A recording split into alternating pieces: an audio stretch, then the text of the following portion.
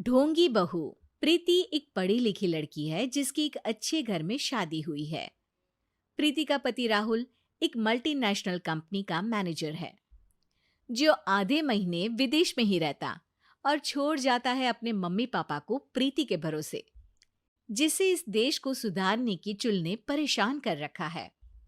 Mummy papa, कल एक dog vaccination का शिविर है तो मैं वहीं पूरा दिन रहूंगी। आप मेरे लिए खाना मत बनवाना। अरे बेटा प्रीति, वो बाई तो काम छोड़कर परसों ही जा चुकी। एक नई बाई देखनी पड़ेगी। माँ, आप तो जानती ही हो ना कि मैं कितना बिजी रहती हूँ। अगर कल मैं नहीं गई तो कुत्ते एडॉप्ट ही नहीं हो पाएंगे।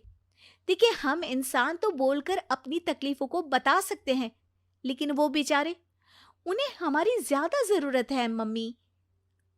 अरे बोल के भी हम क्या हासिल कर पा रहे हैं। अब ठीक है बेटा, तू जा, मैं खाना बना लूंगी। ऐसा पहली बार नहीं हो रहा था। देश भर में जितने एनजीओज हैं, चाहे वो स्टूडेंट्स के अधिकार के लिए हो या गरीबों में खाना बांटने का काम हो, प्रीति सबसे जुड़ी हुई थी। रोज कहीं बाहर ही रहती थी, एक शिविर में नहीं तो दूसरे में, और छोड़ जाती थी अपने सास ससुर को उनके खुद के भरोसे। और जब कोई उसे कहे, अरे प्रीति, कभी तेरी सास का हाथ भी बटा दिया कर, तो उसका एक ही जवाब रहता था, देखो, हम लोगों को तो सब कुछ घर बैठे मिल जाता है। अगर आज मैं इस शिविर में नहीं गई तो पता नहीं कितने लोग सड़क पर आ जाएंगे। प्रीति को समझाना संभव ही नहीं था, और ये बात उसके सास ससुर भी मान चुके थे। इसलिए सुबह सुबह सास ही किचन में खाना बनाने जाती है और देखती है कि घर में सब्जियां खत्म है। अरे प्रीति बेटा, सुन तो जरा। क्या हुआ मम्मी? मुझे बहुत लेट हो रहा है, और आप तो जानते हो ना कि अगर मैं इस शिविर में नहीं गई तो। हाँ हाँ, कुत्ते एडॉप्ट ही नहीं हो पाएंगे, सब जानती हूँ। अरे पर घर में सब्जियां खत्म हो गई है। अरे जब तू वापस लौटे ना तब लेकर आना, ठीक है बेटा। ठीक है मम्मी, चलिए मैं चलती हूँ। और हर बार की तरह प्रीति अपनी पार्टीज और आफ्टर पार्टीज में इतनी बिजी रह गई कि सामान लाना ही भूल गई। बात केवल सब्जियों की नहीं थी, लेकिन प्रीति हर रोज किसी नए शिविर में निकल जाती थी, अपने सास ससुर को अकेला छोड़कर। एक हफ्ते बाद प्रीति के ससुर जी के हाथ में दर्द होने लगा। अरे बेटा प्रीति, पापा जी के हाथ में बहुत दर्द हो रहा है। आज इनको डॉक्टर के पास लेकर जाना पड़ेगा। "अम, ठीक है माँ, आप हो आओ, मैं बाहर ही खा लूंगी। अरे बेटा, मैं कैसे ले जाऊं? ये काम तो हमेशा राहुल ही करता था, और मुझे तो डर है कि कुछ ज्यादा बड़ी बीमारी ना हो जाए। उफ़ो! आज मुझे मेडिकल शिविर में जाना है।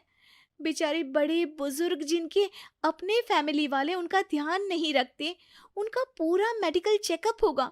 अगर मैं नहीं गई तो आप तो जानते ही हो, उनका चेकअप नहीं हो पाएगा। और हाँ बेटा, तू जा, मैं कुछ ना कुछ कर लूंगी। प्रीति के सास और ससुर दोनों ही काफी समय से प्रीति को समझाना चाह रहे थे कि उन्हें भी मदद की जरूरत है, लेकिन अब तो पानी सर के ऊपर जा चुका था। उधर प्रीति शिविर में पहुंचकर सबसे मिल रही थी। काफी भीड़ थी और प्रीति इंस्टाग्राम पर फोटोज अपडेट करे जा रही थी। तभी प्रीति की दोस्त रीना उसके पास दौड़ती हुई आती है। अरे प्रीति, जल्दी चल। अरे क्यों, क्या हुआ? अरे तू अभी सवाल मत पूछ और चल मेरे साथ। प्रीति रीना के साथ जाती है तो देखती है कि गरीब बुजुर्गों की लाइन में प्रीति के सास ससुर भी खड़े हैं। प्रीति को समझ में नहीं आता कि ये क्या चल रहा है। उसके ऑर्गेनाइजेशन में सबकी नजर उसके सास ससुर पर थी, और प्रीति को लगा कि बात उसकी इज्जत पर आ गई है। माँ, पापा जी, आप दोनों यहाँ क्या कर रहे हैं? आप तो जानते हो कि ये शिविर गरीबों की मदद करने के लिए बनी है, और आप इसका मजाक उड़ा रहे हैं इस तरह से लाइन में खड़े होकर।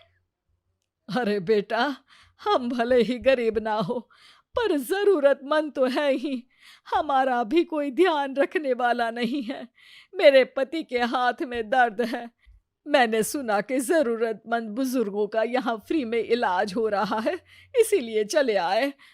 अ, नहीं, मतलब मैं तो प्रीति को समझ में आ गया था कि समाज को संभालने से पहले उसे अपना घर संभालना चाहिए और वो सर झुकाकर अपने सास ससुर से माफी मांगती है।